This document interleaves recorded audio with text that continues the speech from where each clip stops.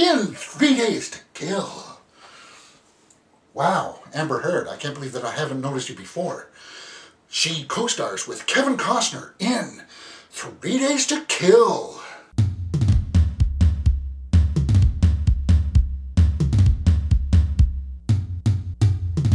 Alright, this is my review for 3 Days to Kill, starring Kevin Costner, Amber Heard, and Hailee Steinfeld. It tells the tale of a CIA agent who is basically a killer, and he just gets these jobs to kill people, and he is diagnosed with a sickness that he's going to die, so he tries to build a relationship with his estranged daughter. Okay, so I'm going to talk about the 5 factors, but in a different order.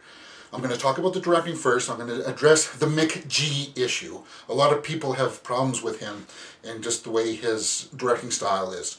Because from his past work with the Charlie's Angels, the Terminator Salvation, people just got kind of like a bad taste in their mouth.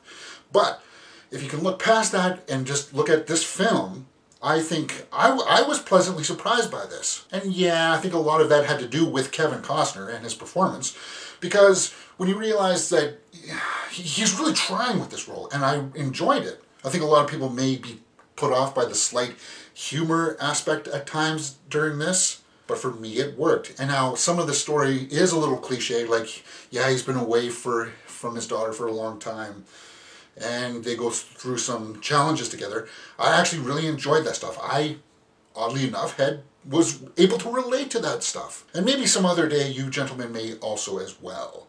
Okay, let's talk about the other actors, like Hailee Steinfeld, who played the daughter in this. She did a really good job too. I was pleasantly surprised. And Amber Heard, I mean, to give her credit, she does hold her own with Kevin Costner. She plays this higher up CIA agent who tries to recruit him to do more killing and stuff while he's trying to get out. And you just get totally mesmerized by her. I mean, anyway, let's talk about the story a little bit. Some people found that there were some pacing issues. I think that if you go into this looking for a straight up action movie that just clicks like this, then you're going to be disappointed. It's not like that. There are some very slow moments where they build characters, strange characters too. Like there's a whole section with squatters in his apartment. And those characters, actually, I felt that those characters added more like contrast for his work. You know, it just gave you a better view from it from a different angle. And I like that.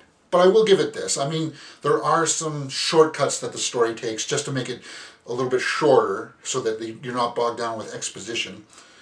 But then there are other parts where it just kind of leaves you hanging. Like the daughter goes to this nightclub and then they never really follow up on that. And that could have led to some very interesting dialogue.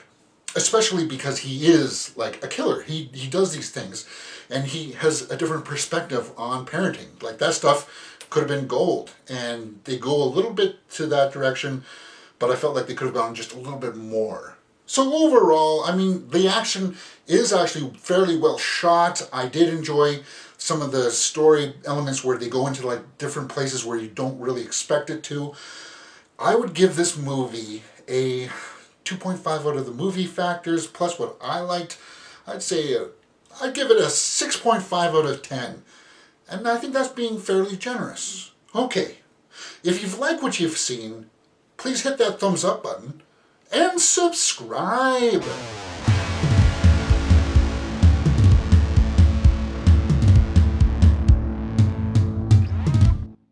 In 3 Days to Kill. And 3 Days to Kill. In 3 Days to Kill.